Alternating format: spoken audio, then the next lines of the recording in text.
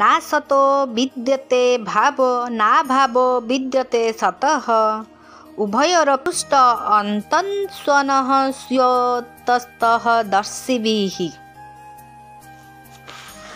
ଅସତ୍ର ଭାବ ବିଦ୍ୟମାନ ନାହିଁ ଏବଂ ସତର ଅଭାବ ବିଦ୍ୟମାନ ନାହିଁ। ତତ୍ତ୍ୱଦର୍ଶୀ ମହାପୁରୁଷଗଣ ଏ ଦୁଇଟିର ତତ୍ତ୍ୱ ଦେଖିଛନ୍ତି ଅର୍ଥାତ୍ ଅନୁଭବ କରିଛନ୍ତି। ଏଠାରେ ଭଗବାନ ଭୂ ସତ୍ତାୟାମ୍ ଭାବ ଅଭାବ, ଅଶ୍ୱଭୁବି ଅସତ୍ ସତ୍ ଏବଂ ଦୀର୍ଘି ସତ୍ତାୟାମ୍ ବିଦ୍ୟତେ ଏହି ତିନୋଟି ସତ୍ତାବାଚକ ଧାତୁ ପ୍ରୟୋଗ କରିଛନ୍ତି। ନିତ୍ୟ ତତ୍ତ୍ୱ ଆଡ଼କୁ ଲକ୍ଷ୍ୟ କରାଇବା ହିଁ ଏହି ତିନୋଟି ପ୍ରୟୋଗର ଉଦ୍ଦେଶ୍ୟ।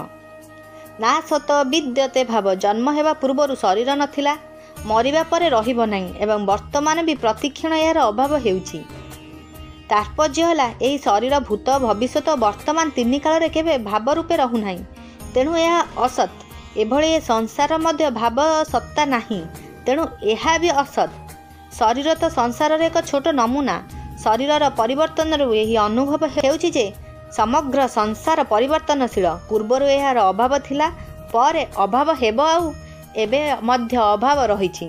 କାଳରୂପୀ ଅଗ୍ନିରେ ସାରା ସଂସାର କାଠ ଭଳି ନିରନ୍ତର ଜଳୁଅଛି। କାଠ ଜଳିଲେ ଅଙ୍ଗାର ଓ ପାଉଁଶ ଅବଶେଷ ରହେ, କିନ୍ତୁ କାଳରୂପୀ ଅଗ୍ନି ସଂସାରକୁ ଏପରି ଭାବରେ ଜଳାଏ ଯେ ଅଙ୍ଗାର ଓ ପାଉଁଶ କିଛି ହେଲେ ଅବଶେଷ ରହେ ନାହିଁ।